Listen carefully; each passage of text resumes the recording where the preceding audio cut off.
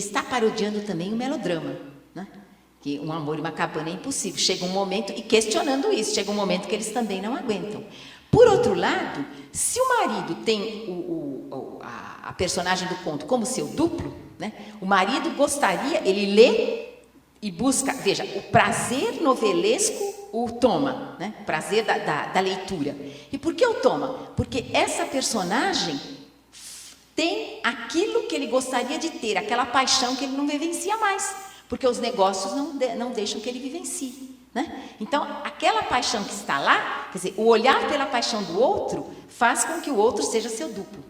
Por outro lado, a personagem amante, ela quer ser o marido, porque ela precisa matar o marido para tomar o seu lugar. Então, vocês percebem como há um jogo de especularidade? Fora que eu como leitor, estou lendo o que um outro leitor também está lendo. E o que me conduz é esse olhar. Quando, no fim, há a perspectiva dele morrer, o que acontece? Tudo acaba. Só que a gente tem a possibilidade, como leitor crítico, de retomar a leitura para poder interpretá-la, né? Quer dizer, é essa a nossa possibilidade, que o marido não tem.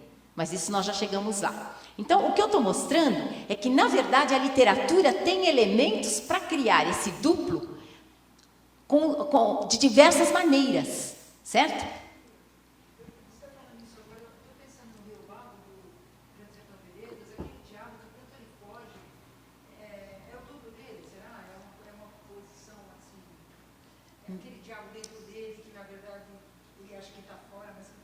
É algo que está ligado. É algo que está ligado, sim, a essa ideia de duplicidade. Assim como o Hermógenes, quer dizer, veja, ele faz o pacto com o diabo porque ele acha que o Hermógenes é pactário, né? Então, a única forma de vencer o Hermógenes seria pelo pacto. Mas você veja que nem é ele que vai lutar com o Hermógenes no final. Quer dizer, é algo, o Riobaldo, ele fica olhando, quem vai é o Diodorim e acaba morrendo, né? Quer dizer, há uma ideia de duplo também, mas um duplo que acaba se esvaindo e não há um embate final, né? Tanto que o Hermógenes morre, mas ele morre pelas mãos do Diodorim, e, em geral, na literatura, os duplos, quando um morre, o outro morre também. Certo? E com o Rosa, não. Isso se corta.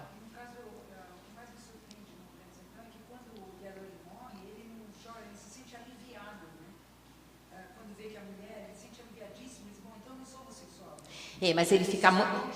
Como é seu nome? Maria Rosa, mas ele fica muito abalado, a ponto de, não sei se você lembra, ele fala com o Zé Bebelo, ele expõe para o Zé Bebelo, ele começa a falar, ele está elaborando o luto, né? Quer dizer, para não cair na melancolia, ele tenta elaborar o luto. Ele fala com o Zé Bebelo, ele depois, a Otacília vem com a mãe, ele fala para a Otacília, expõe tudo, ele não dá conta daquilo tudo, ele vai para o compadre Quelemem, fala para o compadre Quelemem, e veja, até o momento da narrativa, quando ele começa a narrar, ele ainda não deu conta da perda do Diodorim. Tanto que a Otacília não quer mais ouvir. A Otacília deu um tempo para ele, não é? Ele continua pedindo rezas por causa do pacto, né, que ele teme ter feito o pacto. Quer dizer, o pacto fica na hesitação. Foi feito ou não foi feito? Quer dizer, então, eu não diria que seja fantástico isso, porque, na verdade, tem traços, né? Há algo que ele próprio hesita, se ele fez ou não o pacto, né? Quer dizer, nós não acompanhamos isto, né?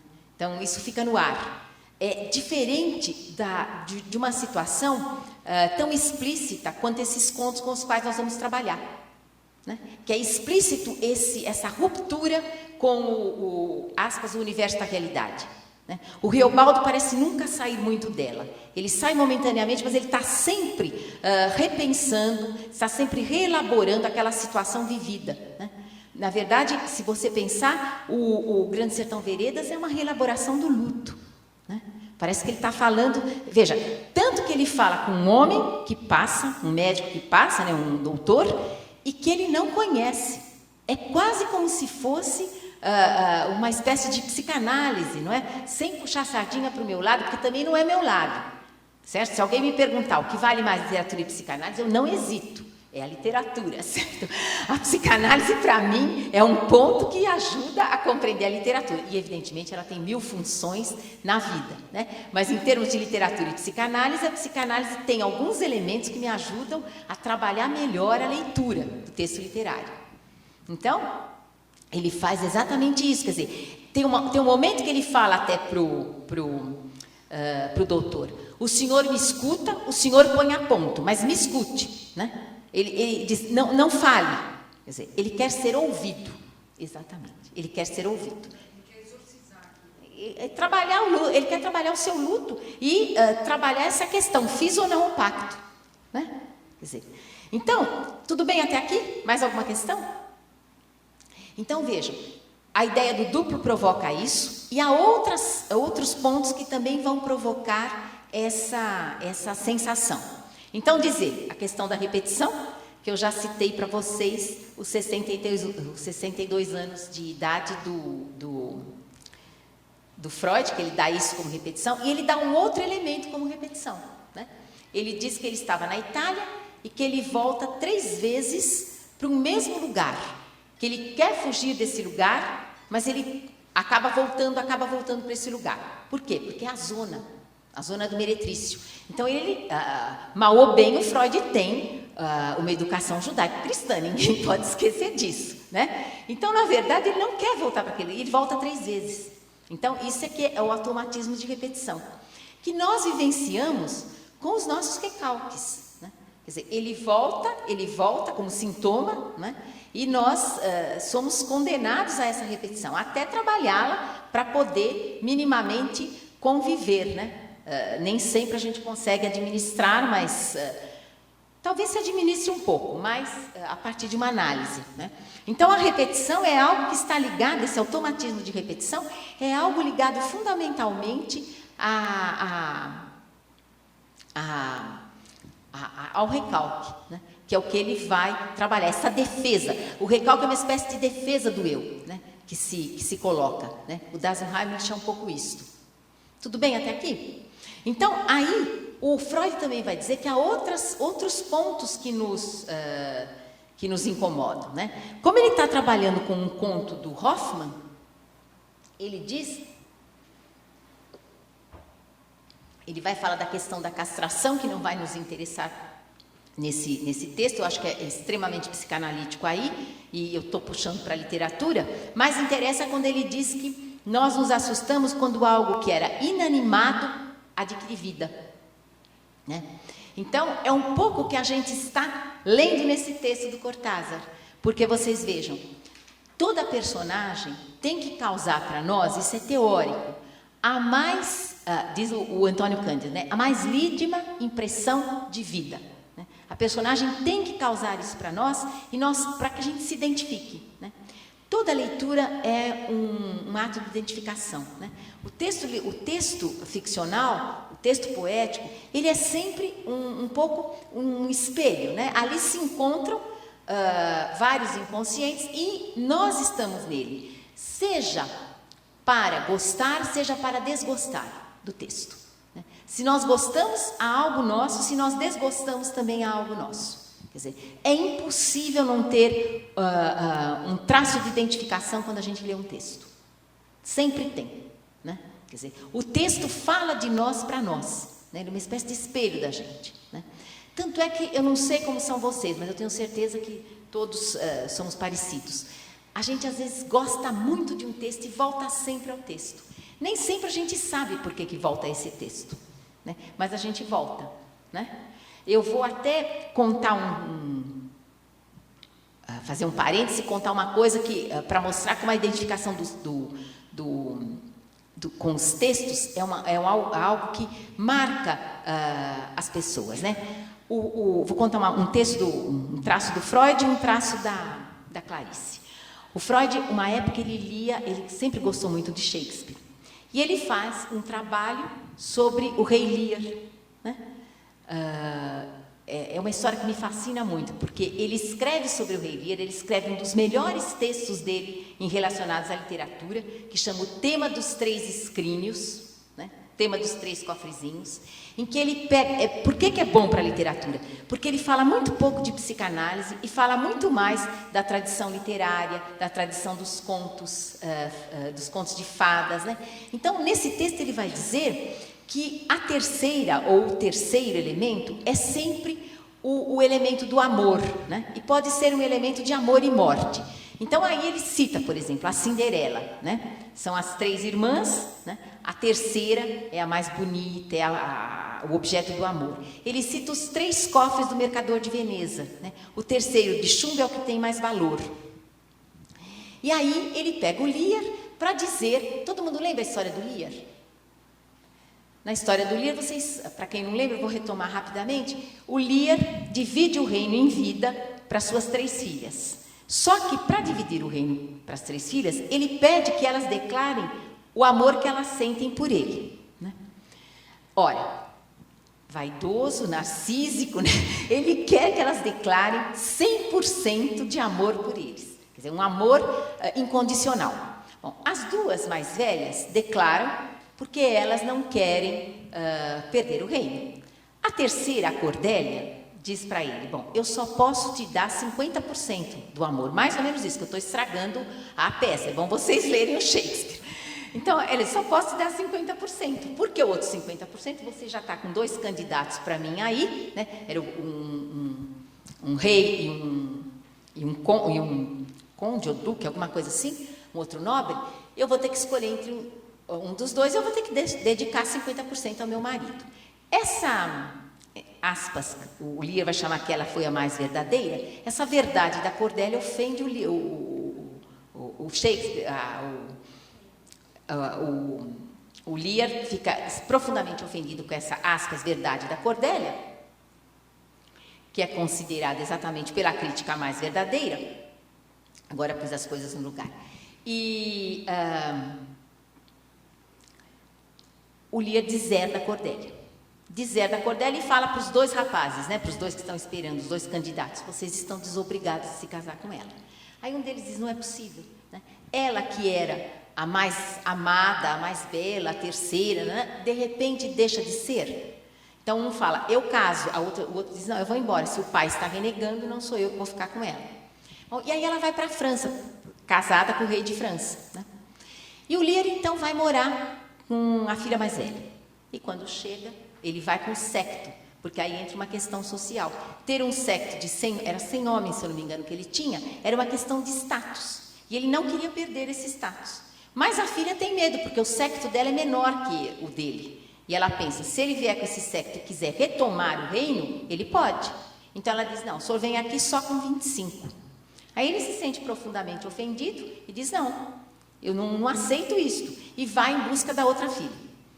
Ela manda um mensageiro. Quando ele chega para falar com a outra filha faz assim, o senhor não precisa nem dos 25 aqui. Eu já tenho um séquito, você não precisa de ninguém. Aí o Lear vai para a floresta e vive momentos, né, aspas, de loucura. Mas nesses momentos de loucura, há uma profunda lucidez do que ele fez, né? Bom, o Freud conhece a história, Freud leu Shakespeare inteiro praticamente, e o Freud está fazendo esse artigo, o tema dos três escrinos, a partir disso. Então ele diz que a Cordélia é aquela que que simboliza, na verdade, a deusa do amor e da morte, porque no final o Lear, a Cordélia volta com o séquito francês, né, com os guerreiros franceses, para retomar o reino para o Lear. Só que ela não consegue, e ela acaba morrendo, isso na história do Shakespeare, porque vem da tradição oral, em outros textos que não ficaram, como ficou o do Shakespeare, o Lear até recupera o seu reino. Então, eles acabam morrendo um nos braços do outro. Bom, o Freud escreve esse texto e para nessa questão que que o inconsciente pode transformar no seu contrário aquilo que é indesejável para nós, certo? Quer dizer, e aí então ele teria transformado a Cordélia, aspas, que é a deusa da morte, né, no seu inverso, que seria a deusa do amor. Ela estaria com os dois elementos. Os amigos do Freud ficaram incomodados e disseram para ele, mas por que você não tratou da questão edípica? Porque a questão edípica não é... Há uma questão edípica aí, né? Que a gente não trata muito em literatura, porque sempre há um risco de se cair numa redução. Mas aí ela está explícita, quer dizer, o Lear quer o amor incondicional das filhas, quer o amor, e morre nos braços da Cordélia e vice-versa. E a Cordélia também, a Cordélia deixa o marido para vir salvar o pai. Então, há essa questão. Aí o Freud diz assim, eu deixo para vocês trabalharem isso. Eu já terminei o meu texto, não vou mexer. Bem, aí o que se descobre, né? Pelos biógrafos dele? Que ele chamava a Marta, sua mulher, quando era noiva, de Cordélia. E que ele considerava a Ana Freud, que era a filha predileta, muito parecida, ele considerava a Ana Freud muito parecida com a Cordélia. Ou seja, vejam, ele se identificava com o texto do Lear, mas se identificava algo negativamente, porque considerar a Ana Freud Cordélia, né, com traços da Cordélia, significa este amor incondicional de um pelo outro, quer dizer, há algo ali que não podia fluir, né? Então, o que ele faz? Ele não fala sobre isso. Ora, se a gente pensar que o Freud retoma a literatura, ele não tem obrigação de fazer o que nós fazemos, os críticos literários, os estudantes de literatura, né?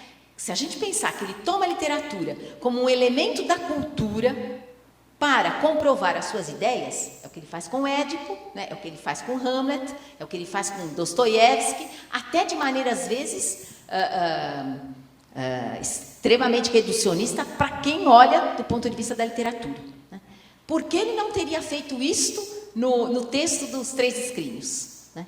Exatamente porque diz algo dele, né? Isso é a crítica falando, quer dizer, diz algo dele, e isso o incomoda, certo? Então, nem sempre a gente percebe que o texto diz algo de nós, né? A mesma coisa vou citar da nossa escritora Clarice Lispector. A Clarice Lispector faz um conto chamado Feliz Aniversário. Vocês conhecem? Passou até na televisão umas 2 vezes. Uma vez foi a Dercy Gonçalves que fez até a velha, Dona Anita, que é chamada de velha no texto. E, evidentemente, ela esculachou a velha da Clarice, certo? Era uma velha desbocada, quando a velha da Clarice não era assim. Mas quem é que segurava a Dercy Gonçalves, né? Então, essa velha faz 89 anos e a família vem cumprimentá-la, né? Mas a família vem desgostosa, com medo que a filha, ela tem uma única filha que cuida dela, e os outros são filhos e as noras não querem cuidar.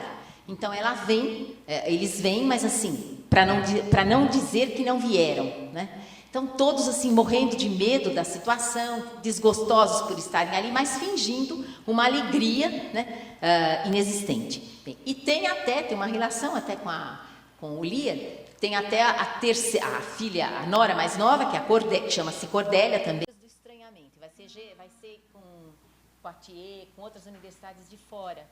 Então aí eu te aviso. Tá ótimo. E também tem o seu livro do primeiro seu, que você organizou com a Judith, Isso, né? estou organizando um segundo. Então, se você aí eu passo. também, depois a gente passa na segunda aula, Isso, tá bom? tá. Só lembrando, então, o curso na clínica é válido, tá certo? Quem precisar sair para algum motivo durante o curso é só sair pela porta de trás, tá certo? Você sabe que tem... Eu vou precisar para um termo. Tá bom? Isso, tá. Obrigada, viu, Tânia? Tá, muito obrigada. Bom, estão me ouvindo aí atrás? Se eu ficar em pé, eu tenho que segurar isso daqui, vai ser complicado. Bom, eu vou começar. Todo mundo está com continuidade dos parques? Todo mundo recebeu, né? Eu queria saber, alguém podia ler? Quem leria o texto? Você não tem? Tânia, tem uma pessoa que não tem. Está sobrando aí? Ele foi tirar. Então, vou esperar um pouquinho, né? Bom, eu vou então falando o que nós vamos fazer. Vou falar um pouquinho do programa, né? Enquanto não chega o xerox. Eu vou falar um pouco de uma questão que Freud coloca em 1919, né? E que a crítica literária vem trabalhando com um ponto em comum, mas, às vezes, complicando, né? Eu vou mostrar o que fala a crítica literária e o que fala o Freud anterior a esses críticos, né? Mostrando como, na verdade, nós podemos trabalhar a questão do texto fantástico. Eu vou falar um pouquinho da conceituação do fantástico também por essa crítica, né? E a proposta do Freud ajuda muito a compreender, né, e as questões que estão dentro de um texto dito fantástico. Por que dito fantástico? Porque falta um nome melhor para isso, né? Isso diria o Cortázar. Cortázar diz, por falta de nome melhor, né, ele trabalha com o gênero fantástico. Quando se diz gênero, é um outro problema também, porque nós já temos o problema... Prefiro. Ei. Tá? Obrigada. Pode deixar isso também, que quando eu sentar para ler alguma coisa, tá? Dá microfonia? Tá. Então, na verdade... Então, na verdade, quando se fala em gênero, o gênero já é um termo complexo, porque quando Aristóteles faz a divisão, né, lírica, dramática e épica, nós já estamos diante de uma situação artificial, na verdade, porque os gêneros acabam se contaminando. Então, a gente lê um romance, por exemplo, que deveria pertencer à épica, né, se a gente seguisse ipsis literis a proposta do Aristóteles, e a gente encontra traços da lírica, traços poéticos, encontra traços da dramática, diálogos, né? Então, os gêneros se contaminam. Então, há uma corrente que é totalmente contra os gêneros, o Croce, por exemplo, que diz, para que essa divisão em gêneros, se cada obra tem um pouco dos outros gêneros também? Mas aí a gente pode responder, né? Se a gente não tivesse essa classificação, não daria nem para dizer que há uma contaminação deles. Então, nós precisamos minimamente de uma classificação para poder falar, para poder verbalizar, né, essa questão. Então, chamar esse tipo de literatura de gênero fantástico também é complicado. Eu diria que é uma forma do escritor, né, trabalhar o mundo, é uma forma dele trabalhar questões literariamente, diferente daqueles que que procuram trabalhar, por exemplo, aspas, do lado do realismo. Aliás, na verdade, o fantástico surge um pouco para se contrapor ao realismo. O que também é complicado, porque um dos autores mais importantes da escola realista, entre aspas, é Flaubert. E Flaubert, em Madame Bovary, ele cria uma série de delírios, uma série de descrições que parecem mais fantásticas do que, aspas, realidade. Na verdade, aí a gente entra numa questão extremamente complicada, porque o que é a realidade? Não é? Quer dizer, a gente não apreende a realidade. Né? Há 2 minutos atrás, a Tânia estava aqui, já foi embora, quer dizer, o real se esvai, né? Não se consegue aprender o real. E a literatura dita fantástica, ela vem exatamente para questionar o real, certo? Ela vai constantemente questionar esse real. Então, qual é a proposta do curso? Falar um pouquinho dessa questão, né? Como é que esse tipo de literatura surge, qual a proposta dada pelo Freud, que é menos classificatória que a dos críticos literários, né? Como é que isso se apreende, e trabalhar com alguns textos latino-americanos ligados a esse tipo de literatura, né? Por que só os latino-americanos? Porque brasileiros têm muito pouco. Nós temos o Murilo Rubião, ou então nós não temos essa tradição do fantástico como tem na América Hispânica, né? Nós não temos. Como tem, inclusive, na Europa, né? O fantástico começa, quando se fala disso, é impossível não se falar de Hoffmann, por exemplo, né? Que foi extremamente importante. É impossível não se pensar na França, que tem uma série de autores que trabalham, que fazem contos fantásticos, Nerval, Verlaine, Maupassant, né? Grandes autores. Nos ingleses, nos americanos, a gente tem que lembrar do Poe, não pode esquecer, né? Acho que a maioria já leu algum conto do Poe. Não sei de que áreas vocês vêm, mas de qualquer maneira é um problema quando a gente dá um curso muito heterogêneo. Quer dizer, eu não sei com quem é o meu ouvinte, né? Então, às vezes eu vou falar coisas muito óbvias, às vezes pode ser que sejam complicadas para outras pessoas, mas eu vou me ater àquilo que eu considero principal para ser compreendido, né? Então, a minha escolha foi por autores da literatura latino-americana, hispano-americana, porque nós não temos essa tradição. Além do Murilo Rubião, que escreve um pouco esses contos, nós temos aqui e acolá alguns escritores famosos que fizeram textos ligados a ela. Então, a Lígia Fagundes Telles tem Vamos Ver o Pôr do Sol, por exemplo, né? O Drummond tem, quer dizer, há uma série de autores que fizeram um texto, 2 textos, mas não há uma tradição, né? Como há na Hispano-América, que eu vou até procurar mostrar um pouco, pegando. Então, esta aula eu falo, nós vamos ler esse texto e eu vou falar sobre o conceito, né, de Das Unheimlich, trabalhado pelo Freud, e como é que a crítica depois conceitua o fantástico. Agora eu vou uma outra pessoa conhecida. Depois eu vou trabalhar com a Circe, que é um conto do Cortázar de bestiário, que vai trabalhar, que fala, na verdade, a momentos de impressão inquietante, de impressão de estranhamento, mas nós vamos observar que por trás dela há toda uma tradição literária importantíssima, né? Que é o tema da Circe, o tema da feiticeira. E depois, nas 2 últimas aulas, eu vou reservar para mostrar exatamente a questão dessa tradição. Eu vou trabalhar com um texto do Borges, que é uma conferência, um texto híbrido, porque é conferência e ao mesmo tempo, no meio dela, tem uma espécie de um pequeno conto, que é um conto genial, né? E nesse conto genial, o Borges, matreiro que é, o Borges sempre ele gosta do labirinto e ele faz, os seus textos são também labirínticos. Ele não ele não menciona autores que estão ali presentes. Ele menciona uma série de outros autores, porque ele é de uma farta erudição. Mas aqueles que tinham uma ligação direta com esse trabalho que ele faz, com esse pequeno conto, né? Que é o conto que retoma um tema da literatura, que é o tema dos membros decepados, que já vem dos árabes, que já vem e vai passando em todos os lugares da Europa. Vocês têm sempre um que fez um conto sobre a questão dos temas dos membros decepados, né? Em geral é uma mão que ganha a vida, né? E que sai por aí, ou encantada fazendo milagres, ou vingadora, né? E matando outras pessoas, quer dizer, então nós vamos observar, eu vou pegar o Borges e através dele mais 3 autores, por meio dele, 3 autores que trabalham com o mesmo tema, mas dando forma diferente a eles. Exatamente o que é a literatura. A literatura é forma e conteúdo, que são 2 elementos inseparáveis, né? Quer dizer, mudou a forma, mudou o conteúdo. Mas nós vamos observar que é um tema que se repete ao longo dos séculos e vai ganhando outra dimensão. Então, é mais ou menos isso. Não sei se foi o que vocês entenderam pelo programa. Eu vou trazer os textos, os 2 últimos, quer dizer, o do Leopoldo Lugones, que é um escritor argentino, o do Alfonso Reis, que é um escritor mexicano. Alfonso Reis não é muito conhecido no Brasil, ele foi um diplomata e tem textos muito bons, mas não é um autor, eu não vejo tanta divulgação dele assim.